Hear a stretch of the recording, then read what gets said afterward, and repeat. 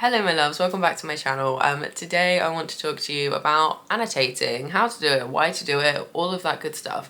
Because I personally love annotating. I think it's really fun, really enjoyable, and I like going back and reading my thoughts that I was having while reading the book for the first time, like a while after I finished it. I also think that annotating can seem quite overwhelming at first, and as if you need to have all of these deep and insightful analytic opinions to be able to annotate, but you don't. And that's why I want to talk about annotating for fun rather than literary analysis. A little side note, if I sound and look ill, it's because I am. Apologies if I sound even more monotone than normal as a result. I'm just a bit sick. I'm okay though, it's just a bit of a cough. Also, if I suddenly have like really red eyes or I look like I've been crying, it's because I've just had a coughing fit and cut it out so you don't have to watch that. So I'm not out here crying, I'm just coughing. So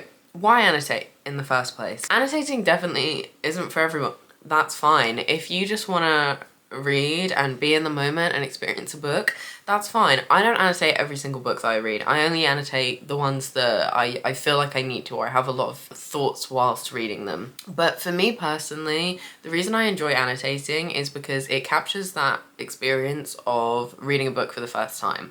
So especially if it's a book you particularly enjoy or are really passionate about, you can then go back and see your thoughts and what you were thinking or speculating the first time you read it, which I just find really enjoyable because that's, you know, not something that we can always do. I mean, you can make notes while you read a book, you can write a detailed, you know, review or your thoughts on it afterwards, but I think nothing captures that same experience of in the moment just writing down in the book what you're thinking.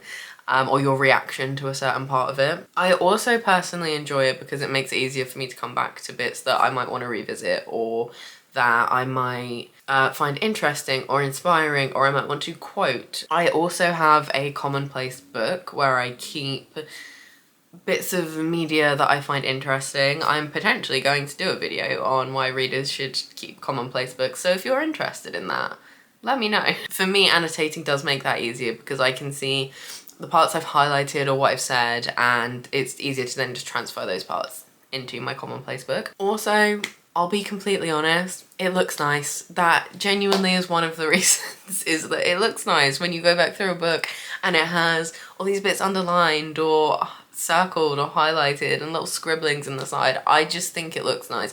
I am the kind of person that wants a book to look well read, so I don't particularly care if the spines are correct, I don't particularly care if the cover is like you can see where it's been bent. I don't particularly care about writing in my books because I want it to look like I've read it and enjoyed it, and I think annotating does that, and it also just looks kind of nice. Everyone is going to have their own style of annotating and reasons for why they enjoy it. For me personally, I kind of flip between my annotations being serious versus not very serious. And you know, some people might be like that, some people might be completely serious all the time, or you know, more silly a lot of the time. And the way that everyone actually does it is going to be different. So I'm going to show you some examples of books that I've annotated and almost like my journey through annotation a little bit, so you can see some different examples, but that doesn't mean that that's the right way to do it. There's no right or wrong way to do it, and that's one thing that I want to stress, is that I think annotating can seem overwhelming because we see all these like really pretty, really aesthetic pictures or videos of people, you know, usually highlighting things like The Secret History or classics, or, you know, with these like deep insightful things, and it makes you feel like, oh well, mine needs to be like that. It doesn't. There's no right or wrong way to annotate. Whatever your thoughts and feelings are in that moment and however you want to do that is the right way to do it. So that's the first thing I would really stress. Before starting, there obviously are some materials that you require to be able to annotate. Now, in all fairness, I did not buy anything particularly special for annotating. I've kind of looked into it a little bit more recently just because some of my favorite pens do really badly bleed through pages of books,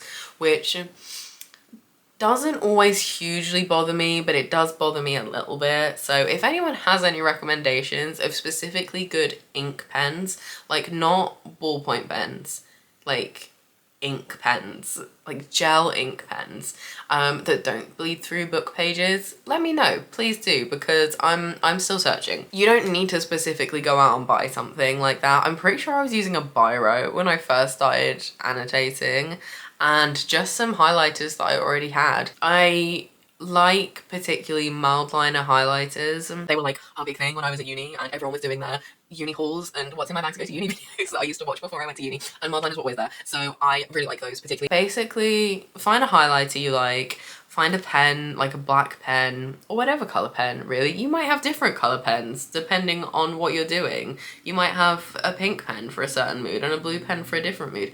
That's fine. Gather those things if you want them. Potentially, you might want some tabs. I have some examples here of books that I haven't tabbed, so but have still annotated, so you don't need them. I personally think tabs help you go if you're doing this because you want to go back and look at what you've written and your thoughts and find bits. I think tabs make that easier rather than just having to like flick through the whole book to find it, but they're not necessary. They're just nice, and again, they look nice. The part of annotating is very shallow, and I'm not gonna pretend it isn't. Part of it is that it looks nice. You may also want some sticky notes. I have some sticky notes mainly for bits where I have thoughts about a certain passage or section or chapter in general or the end of the book, and I can't fit it on the page, or it would just be like a scrawled, squeezed up mess if I put it on the page. So I have some sticky notes just for expressing sort of longer thoughts if I want to. You don't really need all of those things. Just a pen and probably a highlighter are the main things that you need, which I feel like most people will already have. I would say there are two different ways you can annotate broadly, separating that into a broad umbrella, and that is annotating while you're reading something versus annotating after you've finished something, going back to it afterwards. Personally, I tend to stray more towards highlighting while reading something, because for me, one of the things I like most about annotating is being able to go back and see my initial thoughts and opinions of a book whilst I was reading it. So, you know, those thoughts and emotions that it's brought up or whatever are fresh in my mind, and I can sort of jot them down while I'm doing that. I suppose then the downsides of this are it does take longer to read the book because you're sort of pausing every so often, like highlighting or writing something, and it can take you out of the immersion of reading slightly. You're not, it feels like a slightly different experience of annotating while you're reading. You're not just sat there enjoying a book, you are thinking about it a little bit more and thinking, what can I think about this to write down on the paper? And that is something I find myself falling into sometimes, is reading a page and being like, oh, but there was nothing to annotate on this page. And that's fine. There's not going to be something to annotate on every single page. But if you are going through and doing it while you're reading, you might find that it does take you out of the book a little bit, which is one of the drawbacks. But to be honest, the ones that I have annotated while reading have all been classics, and the reason for that is because those take me longer to read anyway and to process and comprehend, so I think it works quite well with them. Other books that I really like, I have a list of books that I want to come back and annotate after. So moving on to that style, coming back and doing it after you've finished a book, obviously you're not going to get your first thoughts on something. Like if something really shocking happens or you're trying to guess a plot twist or something, you're not going to get that because you now know everything that happens. But you have had time to sit on, digest, take in the story, you know you enjoy it, and you might spot things that you didn't notice the first time. So that is when I suppose maybe you can be a little bit more analytic. You might notice foreshadowing and things like that and be able to circle it, and it sort of almost then gives you a new experience again reading the book the second time to come back and annotate it. You're already gonna kind of know the parts that were particularly meaningful to you or your favourite, or that you want to say something about or highlight to come back to, and your thoughts will probably be better formed and easily expressed. Also, I feel like if it's a book that's like one of your favorites or you know that you really enjoy, coming back and annotating it afterwards can, I think, feel more meaningful in a way, because you're taking your time to go through that. You already know these characters and this story and these people, and you're noticing things again or for the first time again, and it can just feel nice. It can just feel, you know, comforting to go back to that, but sort of to add your thoughts here and there and pick out bits that were important to you. So there's pros and cons of both, of doing it either at the same time as reading or coming back and doing it afterwards. The only thing I would say about coming back and doing it afterwards, I have started doing that with Six of Crows and never went back to it because it does feel like more of a task when you've already finished it. And, you know, especially if there are other new books that you want to read, trying to go back and do that alongside it does almost feel more of like work sometimes. After I've just said it feels really meaningful.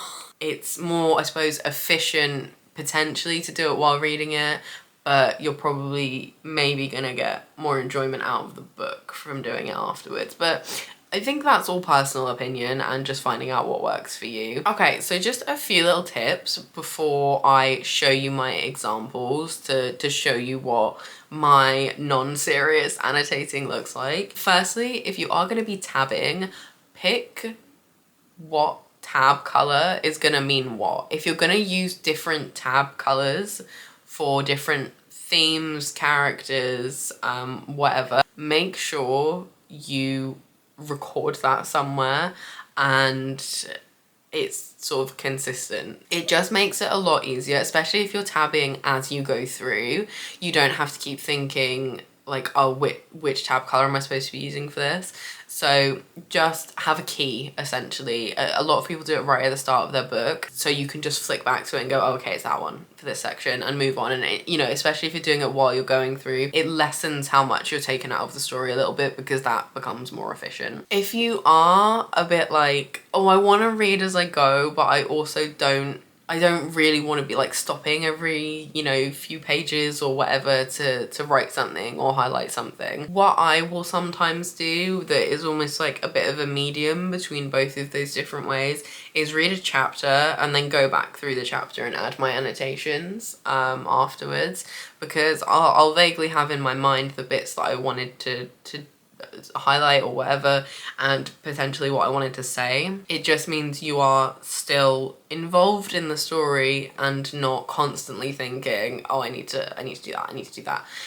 So it kind of still gives you some of that immersion, but you still kind of get your first thoughts as well. It's an attempt at a happy medium between the two, but it, you know, it can, I find that more helpful. Also say with that, and this is specifically if you are going to come back and actually like highlight and annotate afterwards, it can sometimes be helpful just to have the tabs when you're reading. If you see, oh, that's something I definitely want to come back to, that's going to be something I'm going to want to annotate, just stick a tab down, because then when you come back to actually go through and do it properly after you've finished the book, you've already kind of got most of your places marked. So that again can provide a little bit of a happy medium where you're still sort of thinking about it and sort of preparing for that, so it feels less of a task, but you're not being taken out of the story quite as much. This is very vague advice, but just highlight what feels right. I know I've said it already, but there's no right or wrong way to highlight and underline. It may literally just be, that's a nice description of something, or I like the way that was worded, or that scratched my brain in a particular way for some reason and I don't really know why. It doesn't have to be, oh, this shows this character development, or this is a hint to a future plot. It doesn't need to be like that. Just highlight what stands out to you and what makes you feel something and what resonates with you. Even if you can't really comment on why, it doesn't matter. You don't need to be looking at this like you're doing an English lit degree. Just highlight and annotate what feels right. And on that note, don't feel like you have to highlight loads, or that, you know, every single page needs to be full or at least have something written on it or underlined. It doesn't. There are parts of books that are fillery, kind of boring, not really as important or meaningful to us, you don't need to highlight everything. Even your favorite book is gonna have bits that you probably skip over because you don't enjoy them as much as the rest of the book. That's fine. That's absolutely fine. You don't need to highlight everything. And this comes back to something I was saying earlier, where I can get in that headspace sometimes if I'm annotating while reading, that I've got to the end of 2 pages and I'm like, oh, but I haven't highlighted anything, what? And honestly, I think that stems back to the aesthetics of it, of being like, I don't want to leave a page blank, like everything should have something on it, but it just doesn't need to. There are going to be pages that you don't need anything on there. There could be chapters that you don't need anything annotated in there. That is fine. Annotating can be a shallow thing because it does look nice, but it's not all that. If something's not important to you, or you don't genuinely care about it in the way that you have about other things, don't highlight it just for the sake of aesthetics. Just, it's fine to have blank pages. And then finally, and I think this is a good one for when we look at my examples, annotations do not need to be serious. They really do not need to be serious in the slightest. This is something I still get stuck in sometimes, of like, I can't just make silly little thoughts about these things. Yes, you can. All of the examples I'm going to show you, like I said, are classics, and most of my thoughts in them are quite silly. There are some like semi-serious ones, and then there are some that are just plain silly, but I would say I never fully get to the serious stage, and if you're going to expect to get that with anything, it's going to be a classic, and if I'm not doing that, you don't need to either.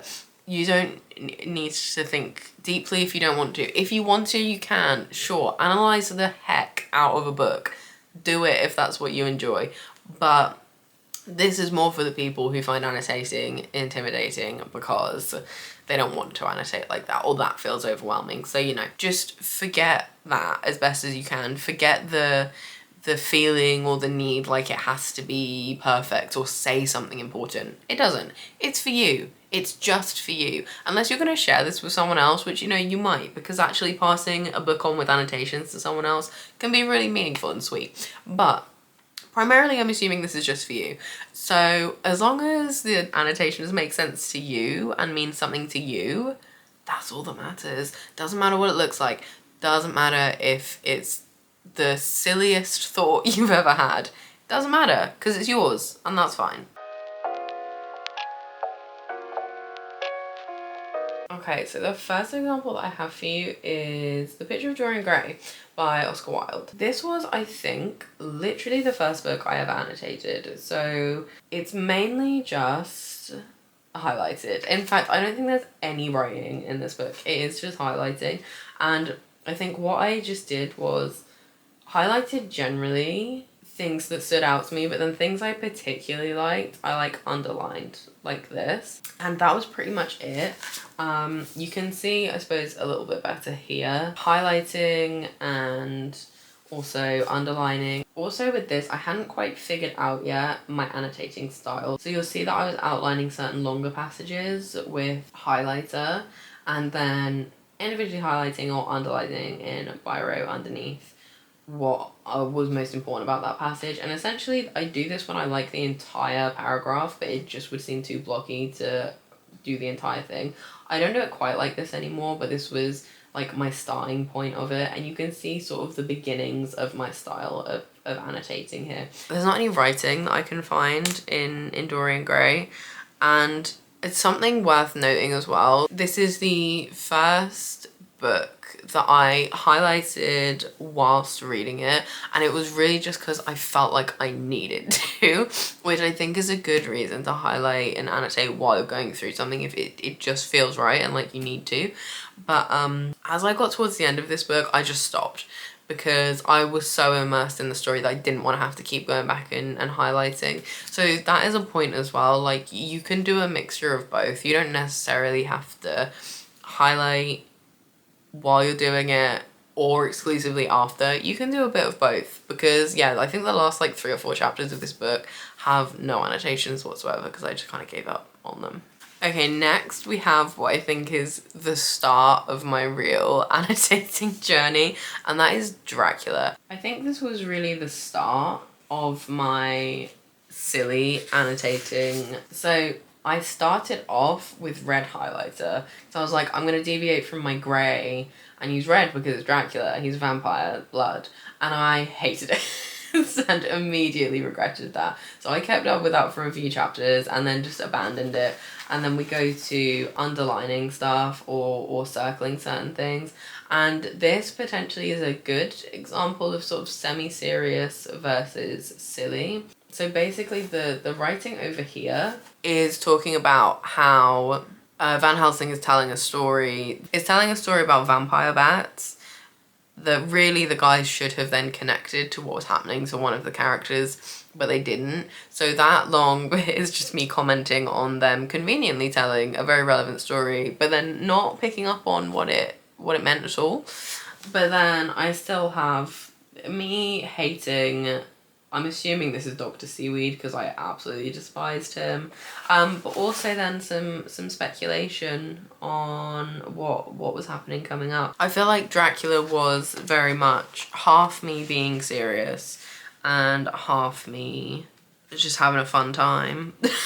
I actually think this page in particular is a very good example of the balance between silly and serious annotating. So essentially all of these bits that I have circled are clear hints that Dracula has been biting and draining Mina and just no one's noticing. And that is what my annotation here, I'm pretty sure, is basically saying, is that she should have noticed this because she's quite clever, even if none of the others were noticing it.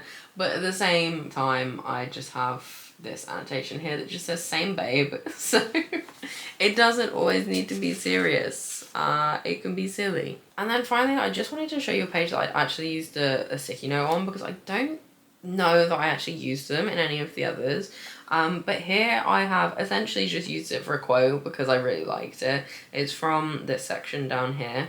Oh, and you can see here that this is when I then started to outline whole paragraphs that I liked with black pen instead of highlighter, which I personally think looks way better, and I still do, even though obviously this book is just done with black pen. Dracula I actually thought was gonna be my best example of annotating because I remember annotating it so much while I was going through it, but looking back, I think I was still finding my annotating style at that point, and I was just so pissed off that I'd made the mistake of using a red highlighter instead of just sticking to the grey one that I always use, that I kind of didn't annotate it the way I normally would. So I just want to show you one more to show you how I'm more so annotating now. This isn't to say this is the way to annotate, but you can see here, I think, 3 very different examples of how I have gone about annotating over the years.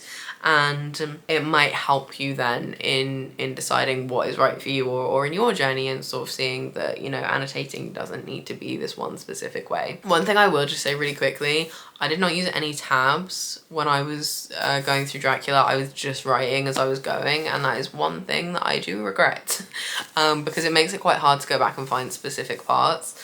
So yeah, this is an example of annotated but not tabbed.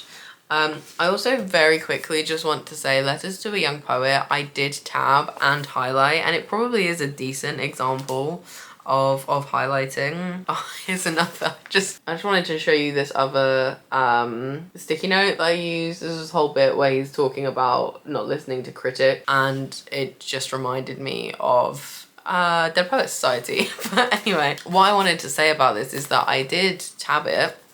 You can see all my tabs in there, but I didn't use a key, so I have no idea what any of those tabs mean. I vaguely can piece together some of them based on what they're next to, but a lot of them I have no idea what I was referring to or what theme or whatever it was when I was tabbing it. So that is why I say make a note of what your tabs mean. That leads me on to the final book, which I think is the best example of my current annotating state.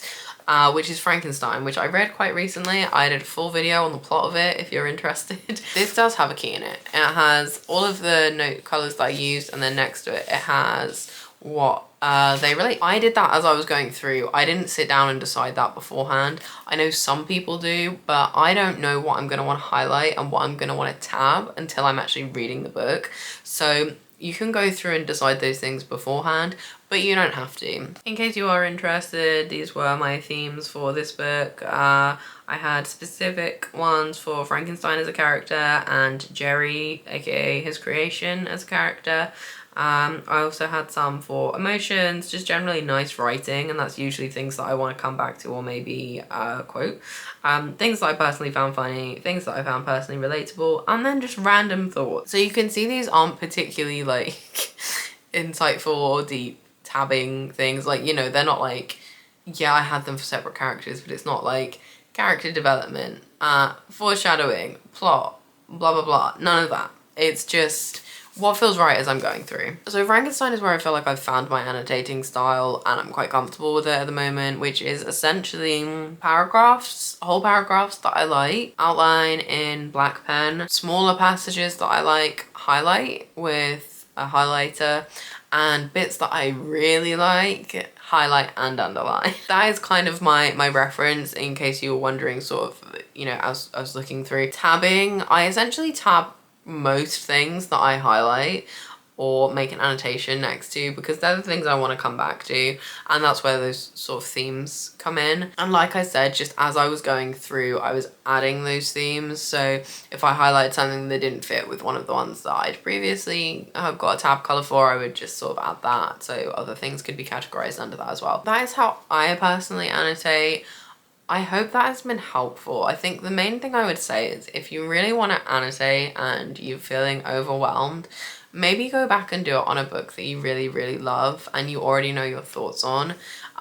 Something that feels comfortable and familiar to you, or potentially do it on a brand new book that you really don't give a shit about. I think highlighting bad books that you personally don't enjoy and think are bad, if they're like comically bad, that can be a really fun way to first sort of start annotating, because you're going to have a lot of those thoughts and you're probably not going to care about the story, so it doesn't matter if you get taken out of it a little bit to jot them down. I hope if you are on the fence about annotating, this has helped you see that it's you know, it's not that, I don't want to say it's not that big of a deal, but it's not. It's just fun. Just have fun with it and don't think too hard about it or put pressure on yourself to do it in a certain way.